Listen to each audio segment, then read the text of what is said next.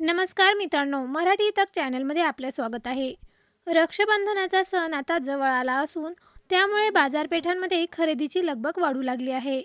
आणि अशा परिस्थितीमध्ये चढ्या दराने सोने चांदी खरेदी करणाऱ्या नागरिकांसाठी एक दिलासादायक बातमी समोर आली आहे. सोने दरामध्ये काहीशी नरमाई आली आहे, तर चांदीच्या किमतीतही जवळपास 2,500 रुपयांची घसरण नोंदवण्यात आली आहे.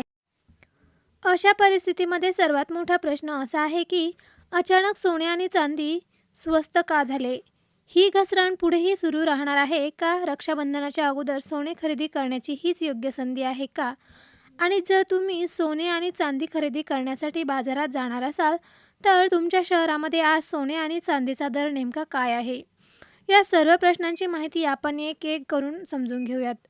सर्वात अगोदर बोलूया सोन्याबाबत. गेल्या काही काळापासून सोन्याच्या किमतीमध्ये सातत्याने उतार चढाव म्हणजे ओलेलिटी किमतीत वेगाने होणारे बदल बघायला मिळत आहे. सध्या सोने सामान्य नागरिकांसाठी महागच आहे.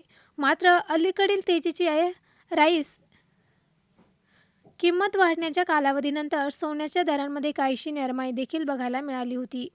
बाजारात जेव्हा एखाद्या प्रिशियस मेटल म्हणजेच मौल्यवान धातूची किंमत सातत्याने वाढते, तेव्हा अनेक गुंतवणूकदार चढ्या दरावर आपला नफा काढण्यास सुरुवात करत असतात.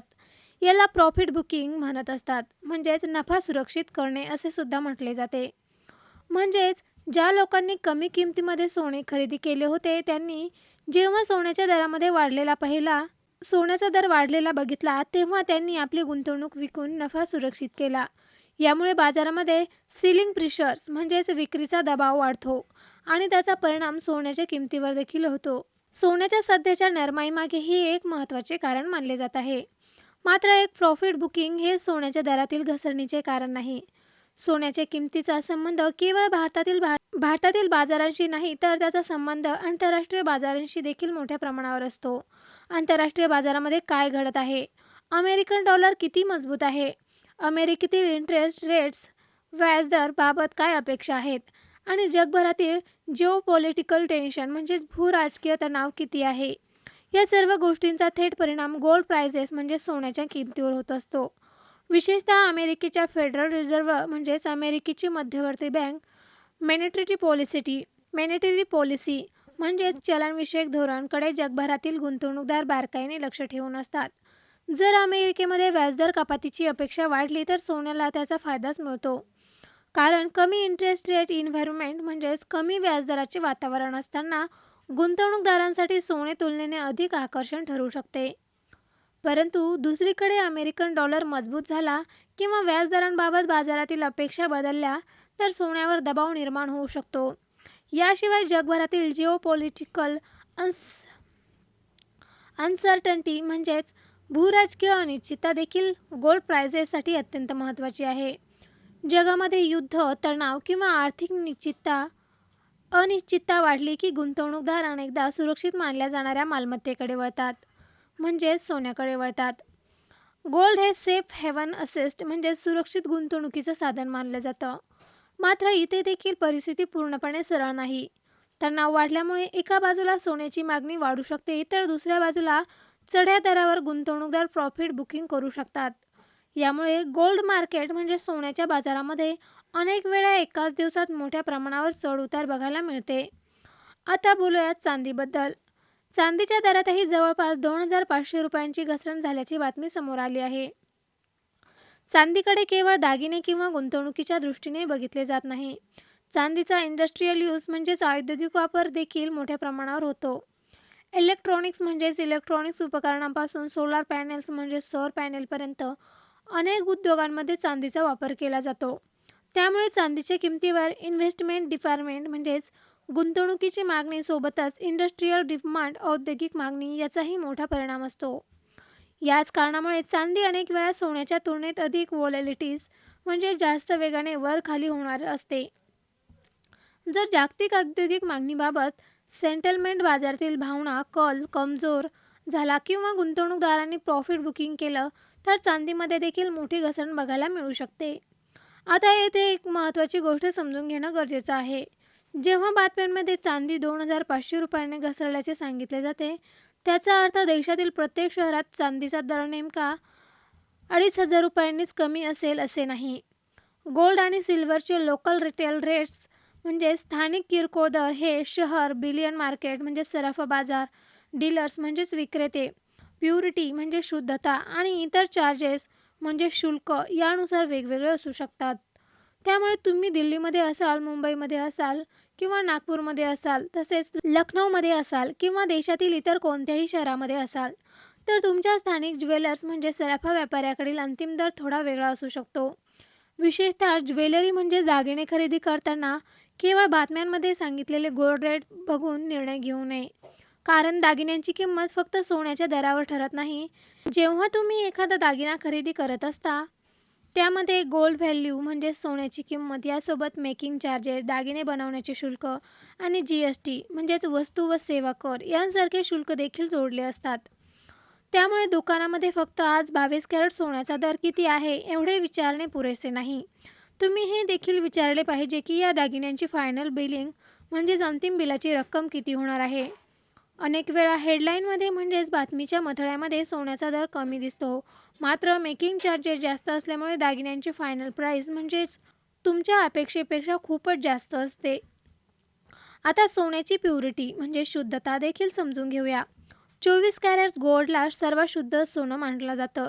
ज्वेलरी म्हणजे दागिने तयार करण्यासाठी सामान्यतः 22 कॅरेट गोल्डचा अधिक वापर केला जातो. याचे कारण म्हणजे प्युअर गोल्ड म्हणजे शुद्ध सोने खूपच मऊ असते. दागिने मजबूत बनवण्यासाठी त्यामध्ये इतर धातू सुद्धा मिसळले जातात. त्यामुळे 22 कॅरेट आणि 24 कॅरेट सोन्याच्या दरांमध्ये फरक असणे स्वाभाविकच आहे. जर तुम्ही ज्वेलरी खरेदी करत असाल तर हॉलमार्क्स म्हणजे सोन्याची शुद्धता प्रामाणिक करणारी खूण आणि प्युरिटी नक्की तपासा.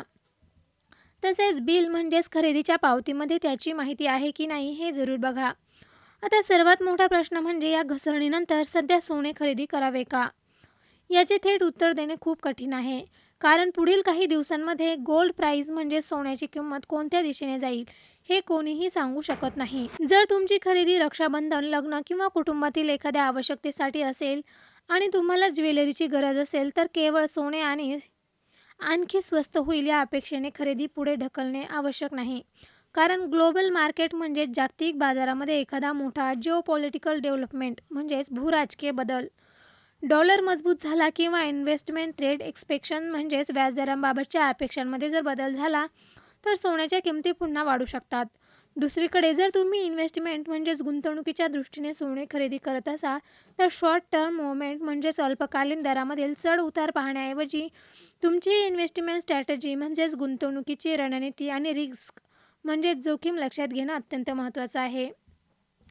रक्षाबंधनाच्या अगोदर सोन्याच्या किमतीवर परिणाम करणारा आणखी एक महत्त्वाचा घटक म्हणजेच फेस्टिवल डिमांड, सणासुदीतील मागणी. भारतामध्ये सण आणि लग्नसराईच्या काळामध्ये ज्वेलरीची मागणी वाढते. अनेक कुटुंबे या काळामध्ये गोल्ड ज्वेलरी म्हणजे सोन्याचे दागिने, कॉइन्स म्हणजे सोन्याची नाणी किंवा सिल्वर आयटम्स म्हणजे चांदीच्या वस्तू खरेदी करतात. जर डिमांड म्हणजेच मागणी मजबूत राहिली तर त्याचा सोन्याच्या किमतीला आधार मिळू शकतो. मात्र दुसरीकडे गोल्ड प्राइस जर खूप जास्त राहिल्या तर सामान्य ग्राहक आपली खरेदी कमी करू शकतात. म्हणजेच एका बाजूला फेस्टिवल डिमांड किमती वाढण्यास मदत करू शकते, तर दुसऱ्या बाजूला जास्त किमतीमुळे अफोर्डेबिलिटी प्रभावित होऊ शकते, म्हणजेच खरेदी करण्याची क्षमतासुद्धा प्रभावित होऊ शकते. त्यामुळे येणाऱ्या काळामध्ये सोने आणि चांदीच्या किमतीवर लक्ष ठेवताना काही महत्त्वाचे फॅक्टर्स म्हणजेच घटक पाहणे आवश्यक आहे. अमेरिकेतील इंटरेस्ट रेट्सबाबत कोणते संकेत मिळतात? डॉलरची मुवमेंट म्हणजेच डॉलरच्या किमतीतील हालचाल. ग्लोबल जिओपॉलिटिकल सिच्युएशन्स म्हणजेच जागतिक भूराजकीय परिस्थिती काय बदल होतो. सेंट्रल बँक यामध्ये सोने खरेदी करत आहेत का? इंटरनॅशनल मार्केटमध्ये डिमांड म्हणजेच आंतरराष्ट्रीय बाजारातील मागणी कशी आहे. आणि भारतीय फेस्टिवल सीझनमध्ये रिटेल डिमांड म्हणजेच किरकोळ ग्राहकांची मागणी किती मजबूत आहे. त्यामुळे आज सोन्याच्या किमतीत घसरण झाली आहे, म्हणून आता सोने सातत्याने स्वस्त होत जाईल असे मानणे योग्य ठरणार नाही. आणि सोने आता फक्त वाढतच जाईल असे सुद्धा मानणे योग्य नाही. गोल्ड आणि सिल्वर हे दोन्ही असे असेट्स मानले जातात ज्यामध्ये शॉर्ट टर्म व्होलॅलिटी म्हणजेच अल्पकालीन काळामध्ये मोठ्या प्रमाणावर चढ उतार होऊ शकतात. त्यामुळे जर तुम्ही रक्षाबंधनाच्या आधी सोने किंवा चांदी खरेदी करण्याची तयारी करत असाल तर 3 गोष्टी नक्की लक्षात ठेवा. पहिली गोष्ट म्हणजे तुमच्या शहरातील आजचा लोकल रेट तपासा. दुसरी गोष्ट म्हणजे ज्वेलरीची प्युरिटी नक्की तपासा आणि हॉलमार्कसुद्धा चेक करा. आणि तिसरी आणि सर्वात महत्त्वाची गोष्ट म्हणजेच फक्त गोल्ड रेट बघू नका. मेकिंग चार्जेस, GST आणि फायनल बिलिंग अमाउंट चेक करा. जर तुम्ही इन्व्हेस्टमेंटसाठी सोने खरेदी करत असाल तर दररोजच्या प्राईस मूव्हमेंट म्हणजेच किमतीतील चढ-उतार बघून घाईघाईने निर्णय घेणे नक्कीच टाळा. एकंदरीत पाहता रक्षाबंधनाचा सण जवळ येत असताना सोने आणि चांदीच्या किमतीतील चढ-उतारावर ग्राहकांची नजर असणारच आहे. आजच्या घसरणीमुळे खरेदीदारांना काहीसा दिलासा मिळाला असला तरी देखील पुढील काळात गोल्ड आणि सिल्वरचे दर कोणत्या दिशेने जातील हे जागतिक बाजारातील परिस्थिती, डॉलर, इंटरेस्ट रेट्स, जिओपॉलिटिकल सिच्युएशन आणि भारतातील फेस्टिवल डिमांड यांसारख्या अनेक घटकांवर अवलंबून राहणार आहे. त्यामुळे सोने किंवा चांदी खरेदी करण्यापूर्वी तुमच्या शहरातील ताजा दर तपासा, शुद्धता आणि हॉलमार्क तपासा, मेकिंग चार्जेस आणि GST समजून घ्या आणि शेवटी फायनल बिल किती होत आहे हे हे सुद्धा चेक करा आणि मगच सोने खरेदी करा.